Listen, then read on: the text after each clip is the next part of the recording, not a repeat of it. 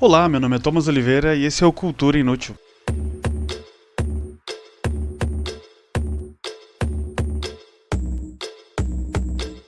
Hoje eu vim falar de uma das séries, na verdade minissérie que eu mais gosto na vida, que é A Maldição da Residência Hill. Essa é uma minissérie que eu já falei algumas vezes aqui sobre ela no canal, e hoje eu vim fazer um review mais completo pra finalmente indicar ela pra vocês, porque é uma minissérie que eu assisti há muito tempo, acho que foi em 2019 mais ou menos, se não me engano o lançamento dela foi em 2019, 2018 ali.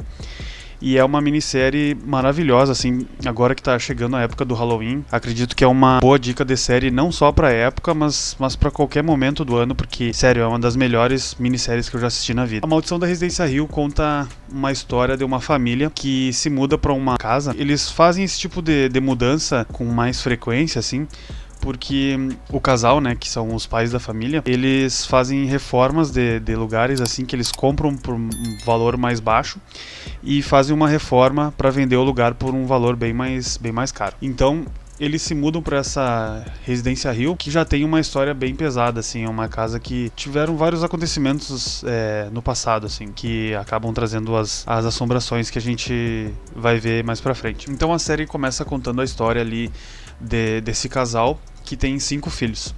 E esses 5 filhos pequenos ainda assim, e é nesse momento ali que eles começam a história deles ali que as assombrações começam a aparecer, né? A série vai contando a história de um jeito muito legal, assim, porque ao mesmo tempo que eles contam a história do pessoal dessa família com as crianças, eles fazem um paralelo com a história dessas crianças já adultas, né? Então seria o presente e o futuro, né? Ou no caso, o passado com eles crianças e o presente com eles adultos, né? E aí a série trabalha muito bem essa questão das crianças, né?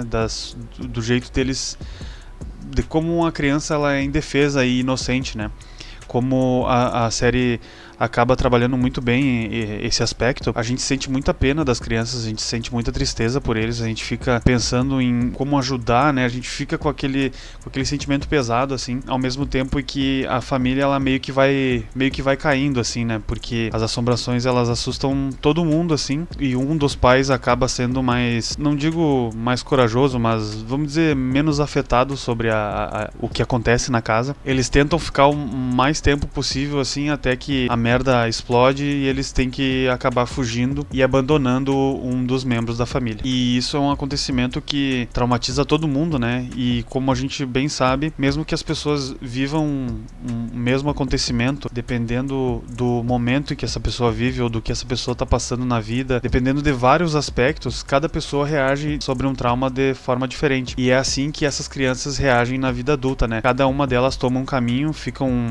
mais distantes uns dos outros, né? E mesmo que tenham um casal de irmãos gêmeos, que eles têm meio que uma conexão, eu acho que é uma conexão meio psíquica, assim, e eles acabam se afastando de certa forma, porque a moça ali essa irmã deles, né, que é a mais nova da família, é a caçula, ela tem uma vida mais voltada pro marido dela, assim, né, com a vida dela de casal, e o irmão dela acaba se envolvendo com outras coisas mais pesadas, assim. Então, essa série, ela mescla muito bem esse vai e vem, assim, entre o futuro e o passado, como eu expliquei ali, né, no caso o presente e o passado, como eu expliquei, e não fica enjoativo, a gente não se sente perdido, a gente não se sente enrolado, a gente não se sente enganado pela audiência, porque pela audiência não pela série, né? Porque muitas vezes, eu vou citar um exemplo que é bem ruim aqui, mas é um dos piores exemplos que eu conheço. Quando eu assisti a série do Arrow, eles faziam muito isso, né? Eles contavam uma parte da história na atualidade, e aí, pra explicar de onde é que surgiu um certo vilão, por exemplo, eles voltavam no passado. E isso no início, ali na primeira e segunda temporada, até que acaba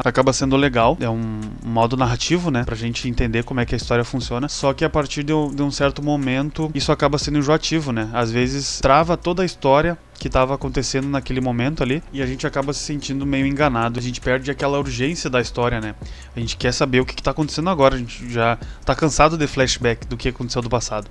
Conta uma nova história, segue essa história que tu desenvolveu aqui, Mas não, eles faziam isso e voltavam lá, e aí na terceira, quarta temporada daí vai ficando meio chato já, né? Tanto que eu abandonei a série e eu nem sei como é que acabou. Mas como eu disse, a comparação ela é bem ruim, porque além da série do Arrow fazer muito isso e fazer de forma que fique bem chato e enjoativo, Arrow tem várias temporadas e a Maldição da Residência Hill, como eu falei, é uma minissérie, se não me engano tem 8 episódios. E voltando a falar da Maldição da Residência Hill, basicamente assim, ó, pelo menos na minha visão, é uma série que ela não tem defeitos, né? Eu até assisti outros reviews pra relembrar um pouco do que o pessoal tinha achado na época, e eu lembro que o pessoal fala muito do plano sequência, né? Que tem no sexto episódio. E é um plano sequência que é bem legal, que é quando tem uma cena que a câmera não para de gravar. Na verdade, ela tem alguns cortes, só que são cortes bem específicos e bem disfarçados, assim, que a audiência não consegue perceber. Mas aí fica uma ideia de que o plano sequência esse é gravado tudo num take só, sem corte de câmera, mas na verdade tem alguns cortes, sim. E eu vi que pra algumas pessoas aquilo ali é o auge da série, né? Que o sexto episódio, ele é difícil de ser batido, assim, que depois os outros episódios acabam não chegando nesse nível, mas pra mim, né, na minha opinião, o oitavo episódio, ele traz uma revelação muito pesada, muito dolorida, muito triste, porque tu vê que essa família, ela